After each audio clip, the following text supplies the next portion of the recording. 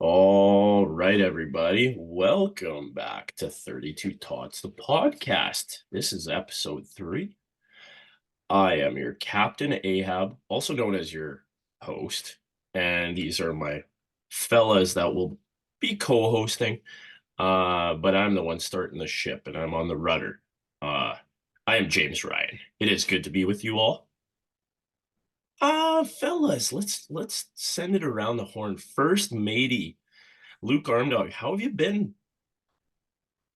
We've been doing good.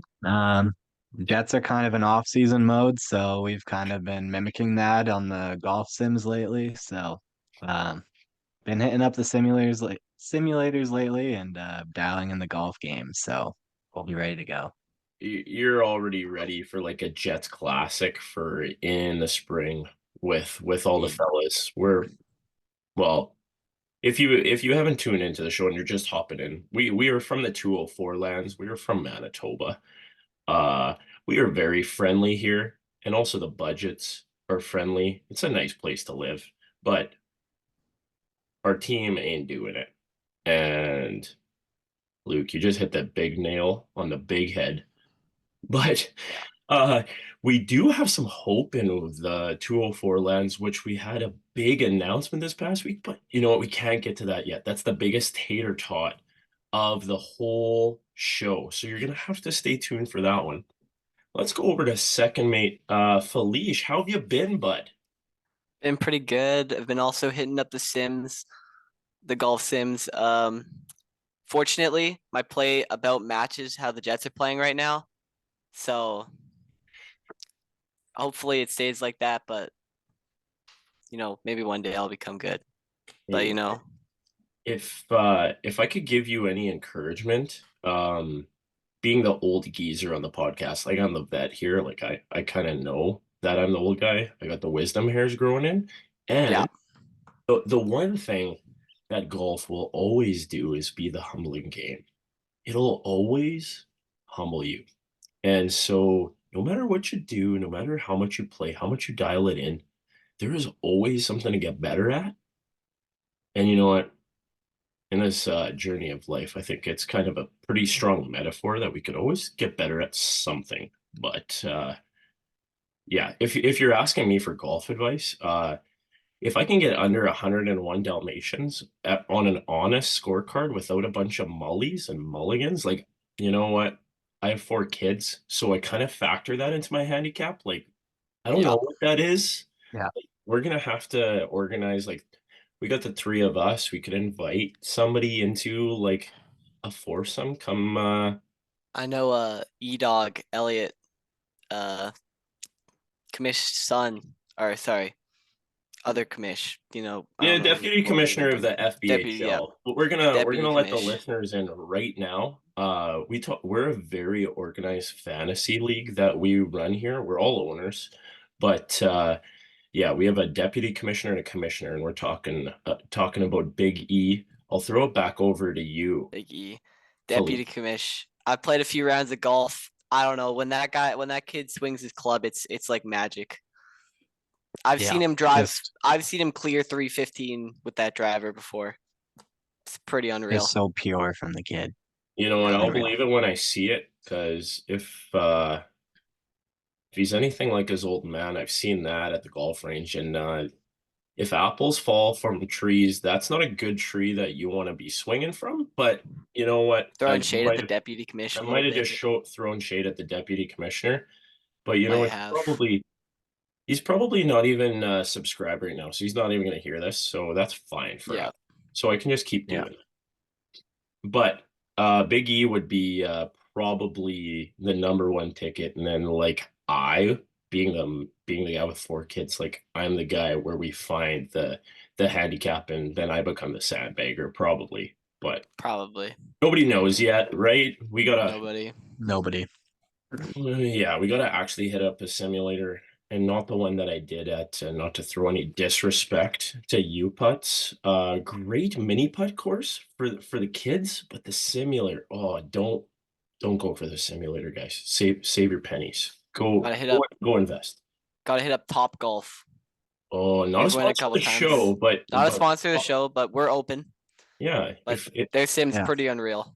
Top Golf. I Okay. believe it was T-box, just as a correction. Oh, sorry, top T-box. Oh, Felice, you got to pull that up next time. Pull it up. We might need to edit that out, but Yeah, but fellas, do we feel like we're ready to dive in? I feel like I just came back from the ODR. Me and my favorite oldest son. If you get the connection there, I have favorite oldest son, favorite oldest daughter, and your favorite youngest daughter. All great kids. But we just got back from the ODR with my favorite oldest son, ripping around, and I feel ready to get into some puck talk. Let's keep it Yeah. moving, shall we? yeah. Number one, there is so much roster movement going on, fellas. Whether it's the NHL or the Olympics that's coming up, it's just buzzing right now. There's so much talk out there, and we'll talk the talk, but let's actually talk about what has been happening. And those of you that are subscribed to the blog, I named it this week the All Dress Tots because people are going to be dressed in new threads coming up. We got a couple guys that are switching threads. So I'm going to throw it over to you, First Mate Arm Dog. Lukey, what do you think of this Panarin shutdown? I'm going to throw it over to you.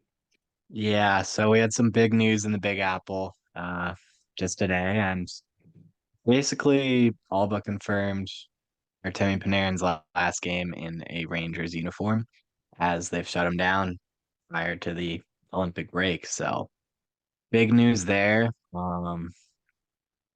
Also hearing that he would want an extension with the trade, so gonna have to go to a team with a little bit of cap room to make that work, but it would Yeah, be a so huge ad for a contender looking for a cup. So yeah, that's an interesting point that you make that he's open to an extension, which would definitely drive his value up if you're getting him beyond. That's going to drive the value up for sure.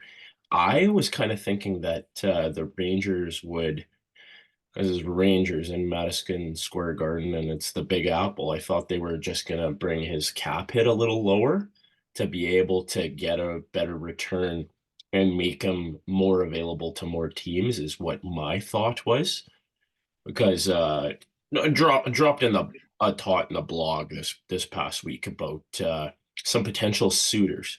So before I get to my search, Luke, do you see a fit for Panarin in a certain lands? I don't know if you read the blog. Don't worry. I'm not quizzing anybody on it. But do yeah, you have a potential suitor that you kind of see him being a good fit to either trade as is or also trade and be a long-term guy? could see him. I could see him. I hate to say it, but I could see him out in Dallas, Texas, there with the Stars. Just add to that forward core and really bolster their top six. They haven't The had whole, a Russian dash in a little bit. If memory serves me right, Radulov was a big guy for them once upon a time, and he was like a bullet yeah, in the shop. Not really the Artemi Panarin type, but yeah. Sorry, I cut you off there, yeah, Luke. So Dallas, that's an interesting one. I didn't think of that one. yeah. I could see a fit there. Probably looking for a forward coming up, so I think that can be a good fit. Maybe a dark horse if the Penguins are still kind of in the playoff race. Go send him out there with his buddy Malkin and see what kind of magic they could throw together. Yeah, you're totally on my wavelength because I was definitely thinking of the Russian connections. Not to be a national guy, but I don't know. I kind of it's like anybody. You want to play with people that kind of understand you, and the Russians usually stick together Yeah, in clumps in the league, and that's kind of what inspired me to think of like where's a team that's going all in that Artemi Panarin could kind of come in and just like seamlessly transition probably from like New York, which is a really comfortable place for that a lot of Russians settle on, I find, whether it's New York Rangers, New York Islanders, we'll get to them, or New Jersey Devils. But my thought food for thought and thought in the blog was that he might go to, and I don't want to talk about this team because there's a lot of hurt in my heart from the past, and we're not going to get into that origin story just yet. I'm not here to dump on all of you listeners about my hurt from this franchise, but you could maybe make a solid guess. But the Tampa Bay Lightning, as much as I do not like to talk about them, Julian Brisebois, he's always a bold mover. And Yeah. case in point, he moved off Stamkos, like didn't even think about it. He said, "You're too old, move on, go somewhere else, sing your song somewhere else." And he ended up in Nashville and became a country guy. But we have Vasilevsky and Kucherov, the big Russians there that I think Panarin could slip it. I don't know, Felice, you'd have to pull it up on Cap Friendly, but I don't think that Tampa Bay would have the means to extend him long term unless if they're cutting bait with somebody. I think that was the big one where I thought New York would bring his cap hit down and then he might be able to just finish off there. And then that Yeah. would just be a run and gun until the end of the year. But They seem to be over actually in cap right now. oh, So classic. they're probably Sure, pulling some. they'll fiddle some cap gymnastics and stuff You know to what? make it. From what I see here, it says they're $1 million over currently in cap. So I So don't they know how got that works, so but they got some LTIR and they're doing the classic Vegas Golden Knight move where somebody's on long term and then they just get to be under. But so Yeah, probably with Victor Hedman out, maybe. that that's it.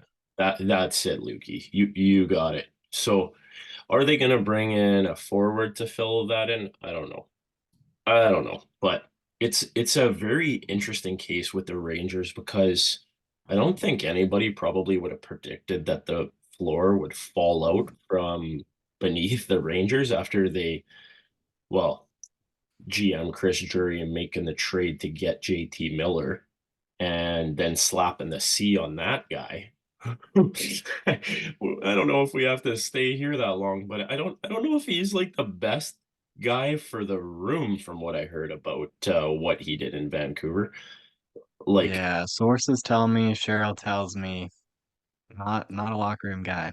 yeah, you know what, Cheryl Pounder would know. She's the biggest insider out there in all the Yeah. EWHL, TSN, and the World Juniors. So that as much as I'm thinking on that one, I don't know. I don't know. It's going to be interesting what they do from here after Panarin. So what do you do with the guy that you don't even pick as a part of your Olympic team? We'll get to that one next. But what do you do with a guy like Adam Fox? What do you do? They've already shipped out Susie, who was a nice complimentary piece. I thought he was a good defense that they brought in. He's shipped to New Yeah. York. New York on the other part on the island. So Susie's gone. But like, what is Chris Drury gonna do from here? What do you think, Lukey? If you were to guess who would be next out the door after Panarin, who would you guess? Huh? I've heard a lot of US Olympian Vinny Trocheck. I've heard his name on the block quite a bit recently. So I think Yeah, he could no, be a guy. They also got Braden Schneider on the back end, and he's a big D man team. So that's right. those I are kind forgot of about Schneider. He's kind of like more undercover on that decor. Like after yeah, they shipped out Truba and then Schneider kind of slotted in. But that would be yeah. a guy who would be a good piece for a team that's going on a run. Yeah, Um, I think he's a bit like a Truba build, bigger physical guy. So yeah, there's uh there's the saying that there's those that get you to the playoffs, like Marner. Just to throw him right under the bus right now. We'll talk maybe more about that. But there's the guys that get you to the playoffs with all the points, and there's the guys that get you through. And those are the diggers that we like to call them. And yeah. yeah, we might have a big announcement of making a move in the NHL award category, but stay tuned. That's coming up in the show. So we Yeah. got We got Panarin to the Rangers. Did I cut you off there, Felice? Did you have some more info? No, nothing. Nothing. Just that the Tampa Bay Lightning are LTI are cheaters, just like the Vegas Golden Knights. Yeah. And imagine if the two of those end up in the Stanley Cup final this year. How do we feel about that? I don't even want to think about Tampa Bay in another final. Just After the COVID Cheater Cups, get out of here. COVID out cheater of here. cups. Yeah, okay. Anyway, that's enough Lightning talk. We gotta. I get pretty riled up from like what We was in could hockey fan past when the Lightning get brought up because I just have a lot of hurt there. But it cuts deep. we yeah, could rant about them for hours, but we'll yeah. save you the time. Yeah, we'll save the time. And if you want some other side content, go check out Rick Mercer, one of my favorite Canadian comedians. Go check out Rick Mercer talking to Americans. This is something definitely I'm the geezer of the podcast, but Rick Mercer talking to Americans is some of the best content out there. Check it out when he goes and talks to Tampa Bay Lightning fans and how embarrassing it is. It hurts my heart, but it also there was fans on the beach that he talked to. I'll give you a little synopsis. There was fans on the beach that he talked to that wouldn't even go to a game for a free hot dog and free drinks, let's say. Okay? So they wouldn't even go to a game after they won the cup. So that's the people who got the COVID cups, and that's the people who got their Fake first. fans, they don't deserve it. No, don't deserve it. Don't deserve it. But we were talking about Panarin and the Rangers situation. I brought up Susie going to the Islanders. There is so much movement just in the area code of New York Rangers, New York Islanders, and then you got the New Jersey Devils. Luke, do you want to talk a little bit of the New Jersey Devil unloading some cap space onto the Islanders? Yeah, I had a little bit of a dump there with Palat going there for I think a third and a fifth, I believe. But um, kind of thought with the term and the money that they could maybe pull a second out of the Islanders. But anyways, they were able to get out of that contract. So Yeah, could be go ahead. Go good ahead. going forward to them.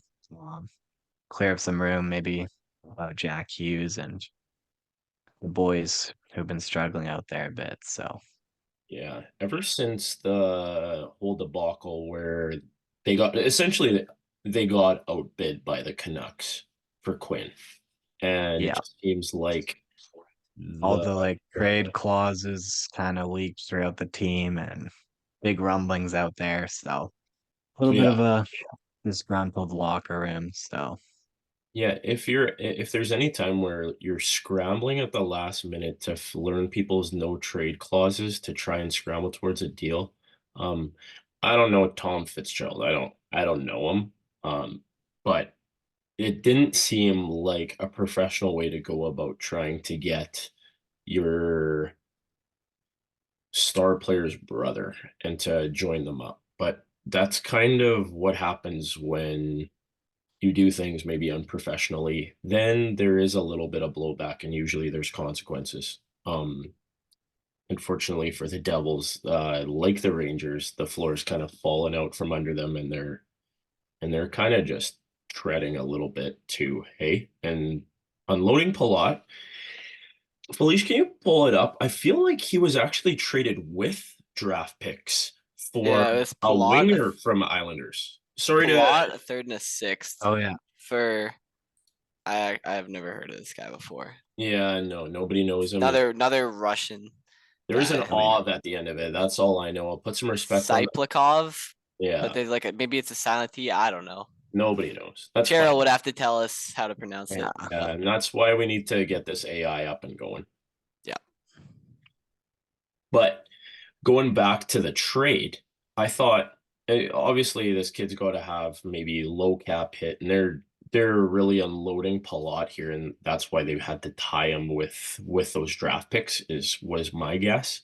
This all Yeah. just happened last night, so we're a little bit new to this switch, but tonight, we're Wednesday, January 28th. We're recording at night. Palat went over, got traded last night. is in the lineup tonight. He got a PPG. He got a power play goal. And I saw he was also on the sheet with an assist, if memory serves me right. I was just doing a little bit of a Coles notes of the Islanders, who are buzzing, by the way. Did Yeah. either of you expect the Islanders to be in contention after like bottoming out and getting Schaefer? No, No, and did not see that coming. Schaefer's just been unreal this year, and Sorokin's playing at Vesna other level, so we'll get to Vezina talk later, but they're on the up and up. Yeah, I for me, it's been amazing to see Schaefer going to a team where he has been able to really almost overnight help that franchise really re-identify themselves in a way. And I think mhm. there's something I like he is probably one of the most successful in terms of longevity and the amount of success he had, but I think towards the end, Lou had his challenges. Let's just say it honestly. Yeah, Lou Lamoriello is, if I would put him in a character conversation, he's like the godfather, mob boss of the NHL. The way he's gone around and he's like pulled his strings, and he went from New Jersey, he went to Toronto, and then he ended up on the island back close by where he had a lot of success with the Devils. Wasn't able to replicate that with the Islanders, unfortunately.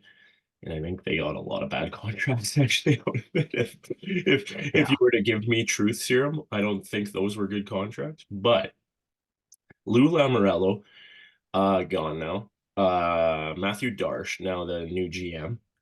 He is kind of with a couple of these sneaky moves, like, and obviously you get a first round pick. Like that's a gift for you as a GM. You get a generational player like Matthew Schaefer. Um, the Islanders, and you inherit Patty Waugh, a coach. I don't know. I think that they have a lot of potential to go on a run, and like you just need a hot goalie in this league and yeah, you can go far.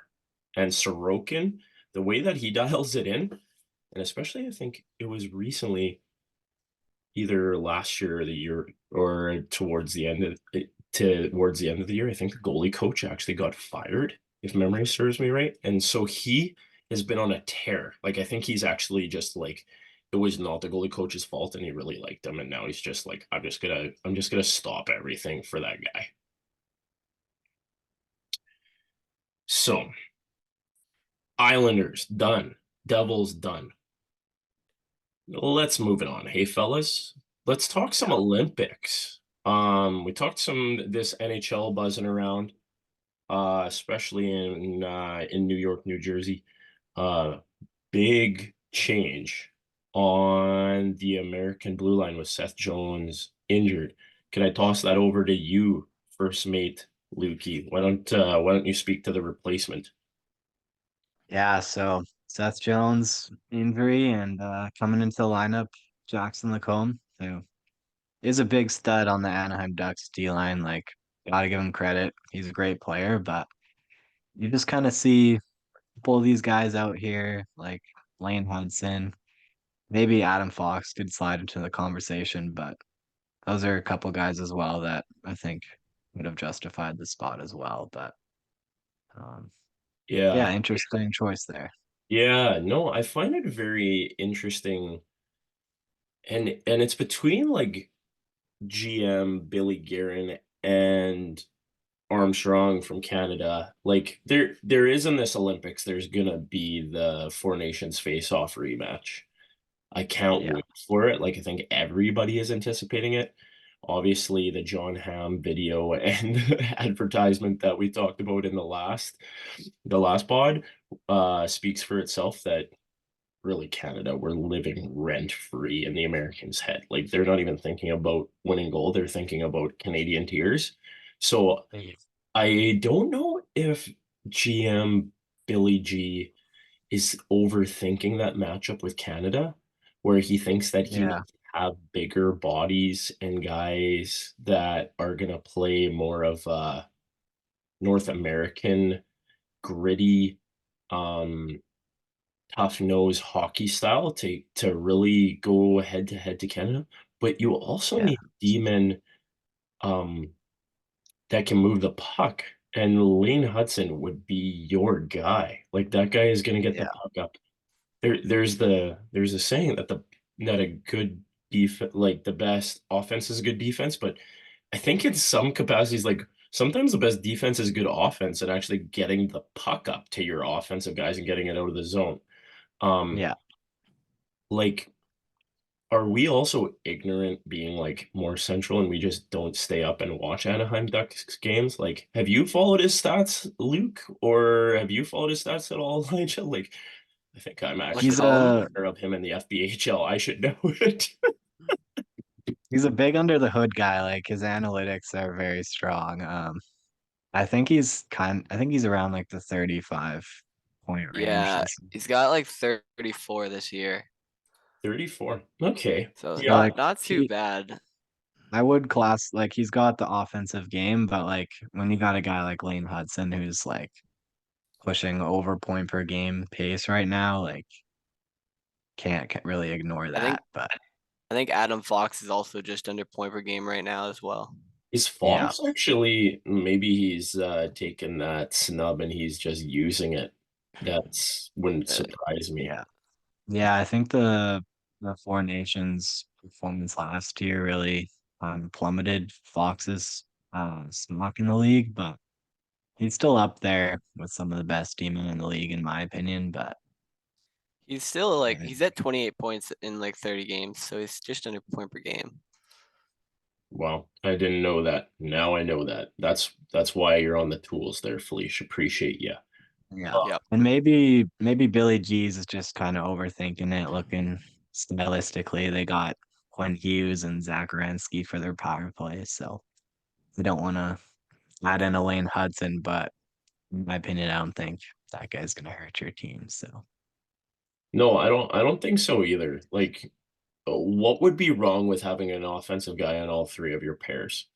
And this maybe would bring me to the Canadian team here, where um I think there's a little bit maybe with the Canada, there's a little bit too much loyalty to what got them in for the Four Nations. Like, and I Yeah. get the GM factor that you are going to pick your own guys because there is a level of trust perhaps there more.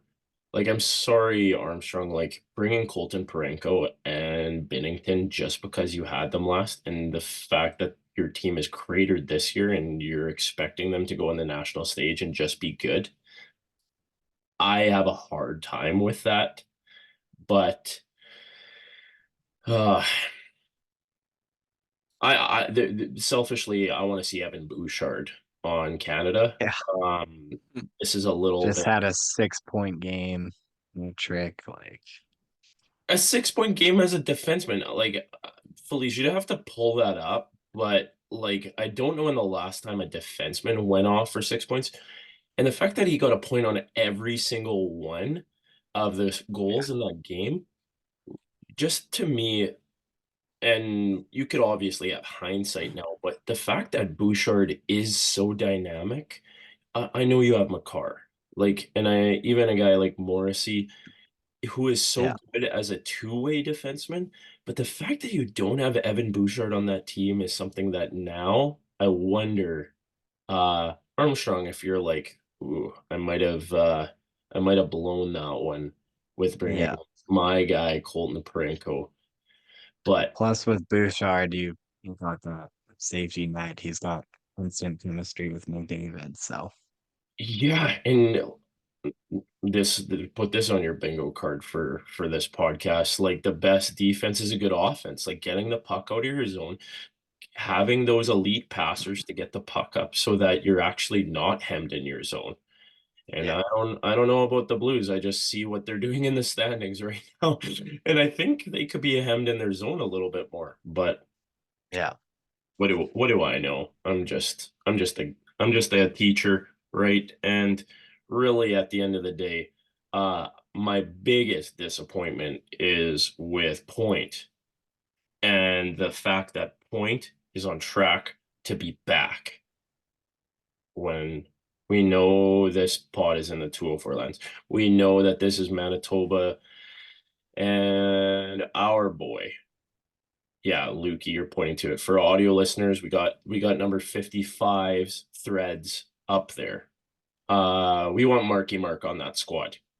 Felicia, where is he in the stats category? Like, he is up there. Like, what is going on with Armstrong and Cooper? Oh, I'm about to blow a gasket again about the Lightning flavors. I'm gonna be sick. Marky Mark is currently number 9 in the NHL in scoring. 9. He's top Number 10, 9. and he's not on the Canadian Olympic team. Number 9. What more can you ask from the guy? Yeah, I think that was his words exactly when he was actually asked by the media. Oh, Just feel sick for Marky Mark. yeah. You know what? Deserves better. I feel like it has to come for him. Like I'm actually more surprised that there hasn't been a few more injuries on the Canada squad. Yeah. Not to go into it too much, but Sweden is looking like they are going to be hurting at the Olympics. Leo Carlson is down. I think on defense, if memory serves me right, you got Hedman down. Edmund should be back though. Who's that? Hedman should be? I think he's supposed to come back this week if I'm right, or next week. Okay. But So Edmund might be back, but might be game time. Willie Styles. Willie Styles. We won't Yeah. get to his antics this past week, but Willie Styles, Willie Nylander, he is out and could be out for the Olympics too. And he has the potential to play center and wing, and so he's not in. You have Leo Carlson, Willie Nylander. I don't know who you got down the middle now. I think that actually forces a guy like Mika Zibanejad, who we talked about the Rangers and their struggles earlier. hey, Zibanejad has been on a tear lately. But can he do it as the stud? I don't know. As the 1 I seed don't know. on the Olympic stage. On the Olympic stage, like I know he plays in Madison Square Garden and he's like hot and cold. Like, I don't know. I just have my question. But you're also going to hear this line from me over and over, like Sweden is all Swedish and no Finnish, and they haven't done it since they had Lundqvist, King Henrik between the pipes when they won it all, and I believe it was 2006. They did just win World Juniors though. Yeah. It doesn't even matter. Doesn't even matter now. Now we're focused on 2026, the Olympics. But I also have a very short attention span. This has been something that's been discussed at length, but with multiple people, and so I already forgot about it. My attention's on the Olympics. So just to quickly bring up the Bouchard 6-point night. There's been 4 players this century. Since not in the 2000s, there've been 4 guys: Chris Letang, Kel McCarr, Evan Bouchard, and Sheldon Surrey. Oh, that last one, Sheldon Surrey. Can being the old vet and the geezer on the podcast, can I talk to you about Sheldon Surrey? Like he Please, I'm not familiar with this game. I'm not familiar with this guy's game. Yeah, so this guy played in Montreal and he was an absolute stud on the blue line. All of a sudden, Montreal, like they do with some of their defensemen, they turn on him. Like there's this other guy, Andre Markov. I won't give you the big AI. I won't give you the big AI overview, just the short. But Montreal, just like Toronto, they have their studs and then they turn on them. And so Sheldon Surrey gets turned on. He leaves Montreal and he actually goes to Edmonton. I remember he played in Montreal and then in Edmonton and had an absolute rocket. Like I don't know if he ever actually went to an All-Star game or he actually got clocked, but I just remember him having a Howie from the point all the time. And just like Josh Morrissey did this week, did you guys see when he had that puck shot off the post or the crossbar and went all the way back into the defensive zone? Has anybody seen that before? No, I have that was not crazy. seen that. Nobody's seen that. Nobody. Nobody. Tara might have once or twice, but like average human. Yeah, So I am actually surprised, Elijah. Like you're saying, did you list off 4 or 5? 4. 4. Okay, so Bush is one of the core 4 of the defense. Bush, to do it. kind of Bush, like McCarr, Bush, McCarr, Letang. Chris Letang, and Yeah, Surrey. Yeah, and Letang is a point guy. Like he definitely in his heyday, he probably put up 70, 80 points in a season. I would recall, especially in Pittsburgh where He did, if you just have a good outlet pass to Malkin or Crosby, you're getting a Going second in the net. assist or he did primary. this. He did this in 2023. Chris Letang, surprisingly. That's not even that long ago. That's No, crazy. Wow. Okay. Hey, that's why we got you on the tools. We yeah, appreciate you and the listeners do too. So we got Marky and Mark. I just need to end on this. I really need somebody to go down. Like whether it's Sorelli, Mark Stone, could you just like take yourself out of the chat and just like you're back or something? Like we just want Mark and Mark Stone, another Mark. From Mark to Mark, this is my appeal to you. Like, you're an old man. Like, just help the kid out. Like, he's a gamer. I know Mark Stone, you're from Manitoba. We'd love to have an Olympian, but who's really our boy? You didn't come here from Ottawa. Let's just say it. You didn't come here from Ottawa. You didn't do it. Whether Kevin Shoveldale didn't want to do it, but Marky Mark Scheifele is our guy. So yeah, is that laying it on thick? I think so, but I have to do it, right, fellas? So Have you to. have to. we're gonna have a brief pause and we're gonna have a message where you could collab with us. So we'll be back. We're gonna take a quick break and collab with us. Thanks for lacing up your skates, doing up your chin straps, putting on your gloves, and grabbing your sticks with us for the puck talk. That is it for this episode of 32 Tots. Next week on the show, we'll be talking mid-season award winners. Stay tuned. Big announcements on SBF Net. And as always, sports fun is the policy.